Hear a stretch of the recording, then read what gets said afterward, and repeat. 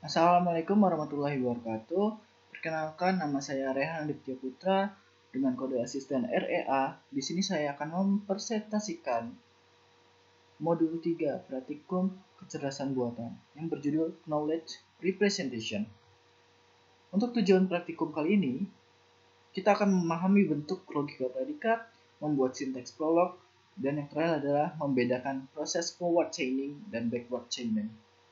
Untuk alatnya sendiri, kita membutuhkan PC yang sudah terinstall C++ dan software SWI Prolog.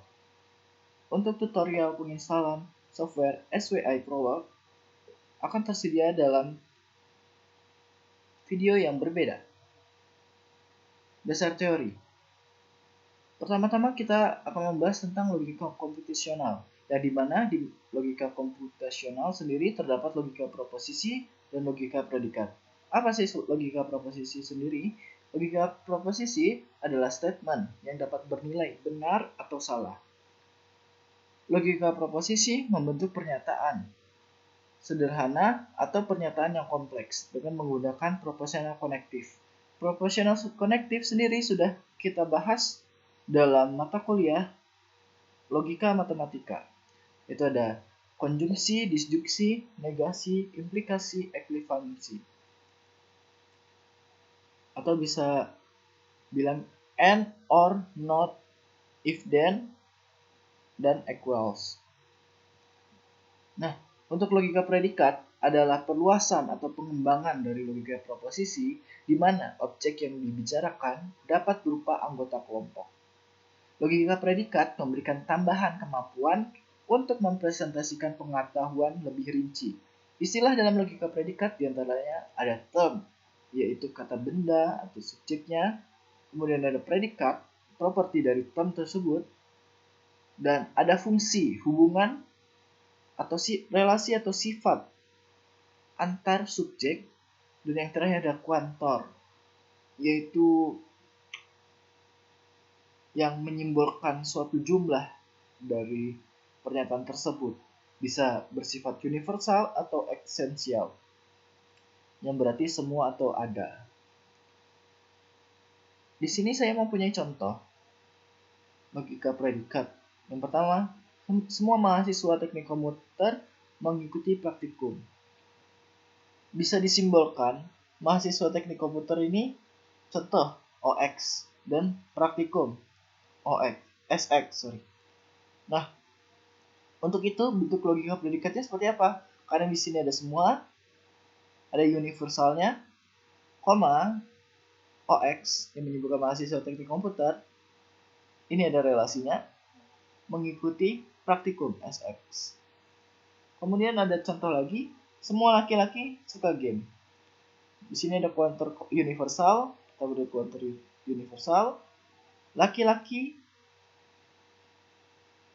ada relasinya menyukai, apa yang disukai laki-laki? Game. Jadi laki-laki di sini kita simbolkan sebagai dia lagi. Semua laki-laki suka game. Kemudian saya mempunyai contoh. Ada beberapa mahasiswa teknik komputer yang bersepatu olahraga. Di sini kita mempunyai dua subjek lagi, yaitu ada beberapa mahasiswa teknik komputer yang disimbolkan dengan SX yang bersepatu olahraga. Dan di sini ada subjek kedua, yaitu bersepatu olahraga. Nah, bentuk logika predikatnya seperti apa? Ada kuantor esensial, yaitu ada mahasiswa teknik komputer yang bersepatu olahraga. Seperti itu. Kemudian ada contoh lagi, beberapa perempuan suka bola. Kita bisa simbolkan si perempuan ini sebagai X. Jadi ada esensial EX, perempuan X, menyukai bola, suka X bola. Jadi di sini kan X ini tadi perempuan menyukai bola. Atau bisa kita tuliskan EX, perempuan X, dan suka X bola. Itu sama saja, hanya penulisannya saja yang berbeda, tapi mempunyai inti makna yang sama. Kemudian ada contoh yang menggabungkan dua statement. Di sini Cahyo suka bermain game. Kemudian ada Adli suka bermain game. Kita simbolkan dulu. Cahyo sebagai C, Adli sebagai A, dan bermain game sebagai Z. Kita bisa menggunakan operator logika seperti ini. Cahyo C suka dalam kurung C, Z, and suka A, Z. Maka berteman dalam kurung C, A. Jadi bacanya gimana? Cahyo suka bermain game dan Adli suka bermain game, maka Cahyo berteman dengan Adli. Seperti itu. Atau tanda N ini kita bisa simbolkan dengan tanda panah ke atas. Lanjut. Kita akan membahas prolog. Apa itu prolog? Programming in logic, yaitu berisikan kumpulan data yang akan diolah dan relasi antar objek tersebut yang membentuk aturan yang diperlukan untuk mencari sebuah jawaban. Nah, dalam prolog sendiri ada beberapa komponen. Yang pertama adalah fakta. Prolog terdiri dari kumpulan data, yaitu dan objek yang merupakan suatu fakta. Fakta dibedakan menjadi dua macam, yakni menunjukkan relasi dan menunjukkan milik atau sifat. Di sini kita ada contoh, ada Fahri adalah seorang laki-laki. Dalam prolog dapat dituliskan sebagai laki-laki dalam kurung Fahri. Jadi subjeknya itu yang di dalam kurung dan sifatnya itu di luar atau predikatnya itu di luar. Ada contoh lagi di sini. Baki adalah ibu Kevin. Berarti kita bisa tuliskan prolognya ibu dalam kurung Baki, Kevin. Jadi si Baki ini dibaca duluan. Subjek pertama, kemudian baru sifatnya, relasinya ibu Kevin. Di Baki adalah ibunya dari Kevin. Contoh lagi ada Faza suka sepak bola dan tenis. Kita bisa merepresentasikan prolognya satu-satu. Suka dalam kurung Faza sepak bola, suka Faza dalam kurung tenis.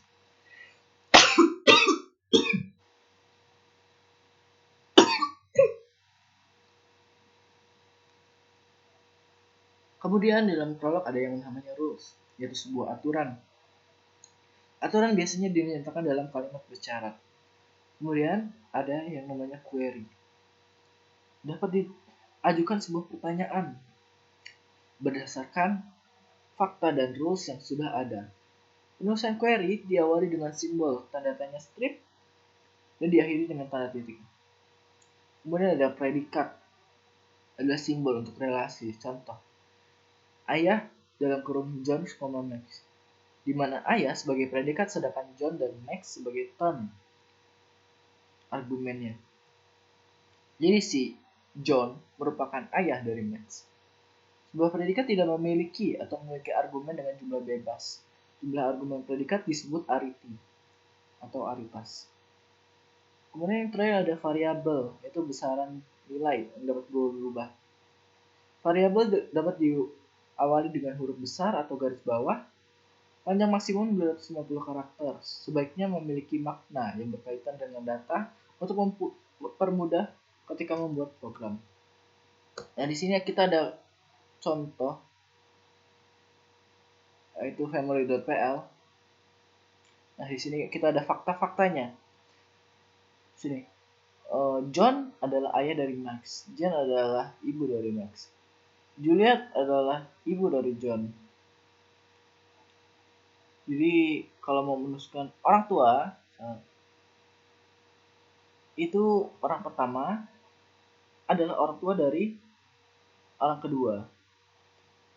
Jadi membacanya itu subjek pertama dulu, predikat baru orang kedua. Nah, dalam query kita dapat menguji kebenaran dari fakta-fakta yang sudah tersedia. Contoh, ketika kita bertanya apakah John adalah ayah dari Max, si program akan menjawab true karena berdasarkan fakta memang si John adalah ayah dari Max. Namun, ketika kita bertanya, apakah Juliet ibu dari Max? Jawabannya salah, karena Juliet adalah ibu dari John. Kita juga bisa bertanya dengan query. Caranya gimana? Siapa ibu dari Max? Dan program akan menghasilkan jawabannya. Ibu dari Max adalah Jen. Who? Siapa? Oke. Lanjut. Materi selanjutnya adalah inferensi.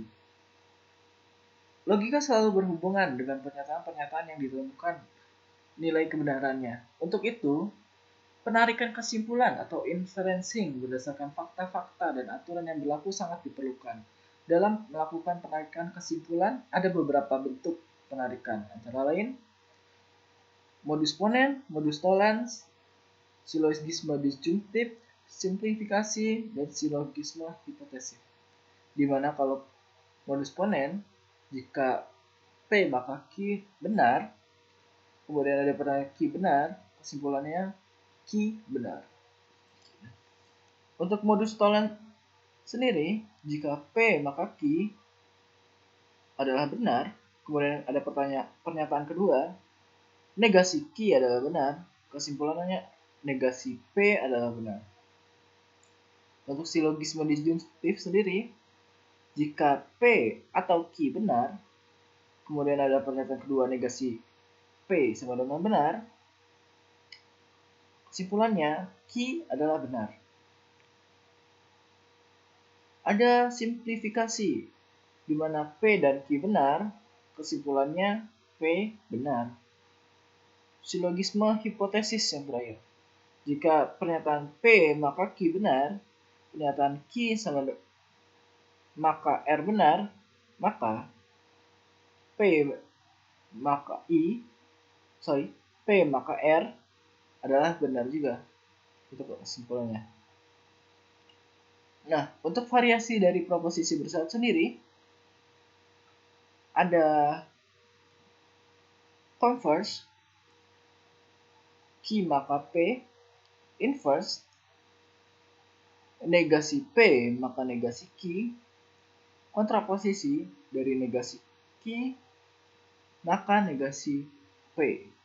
Seperti itu.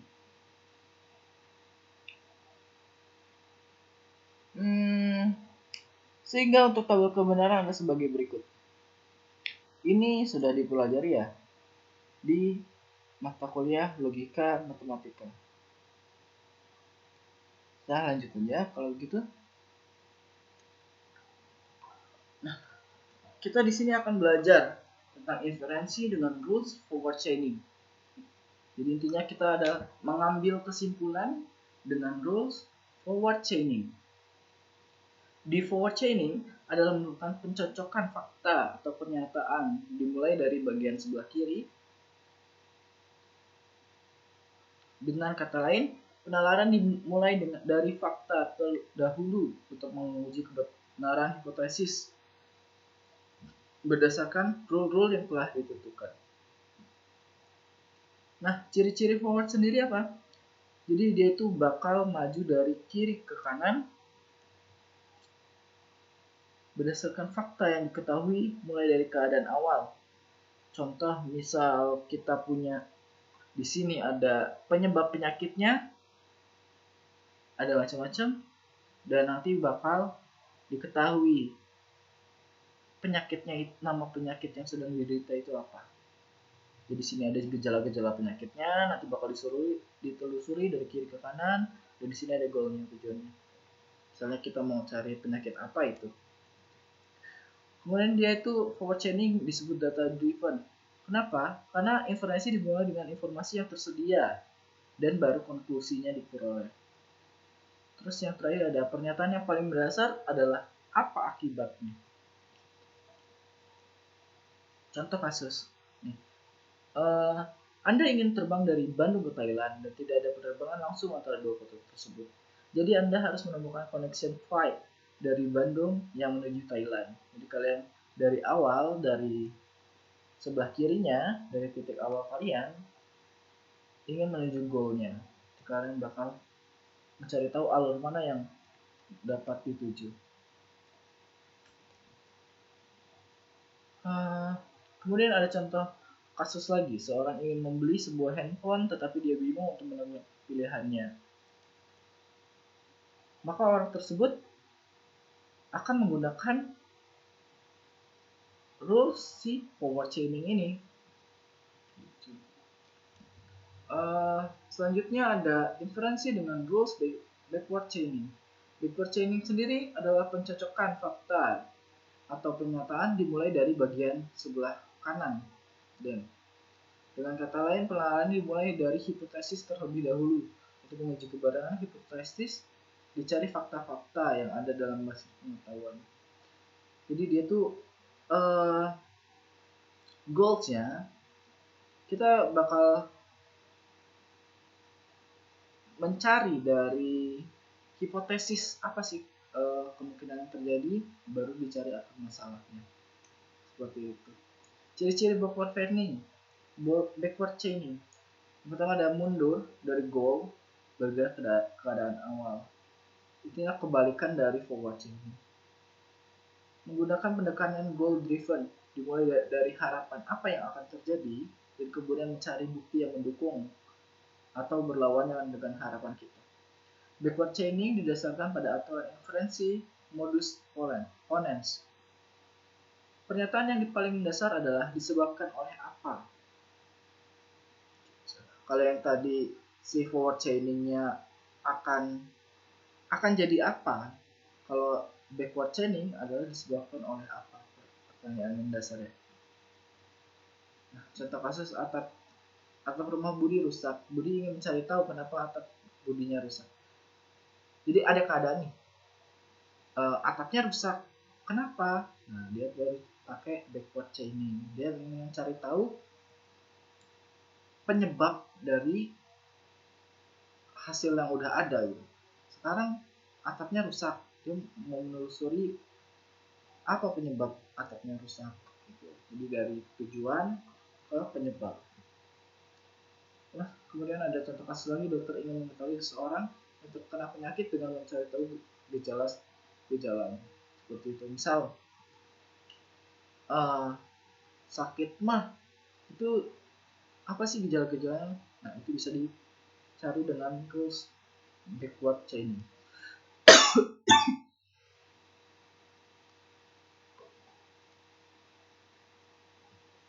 Nah, sekian untuk praktikum kali ini. Mohon maaf apabila ada salah. Wassalamualaikum warahmatullahi wabarakatuh.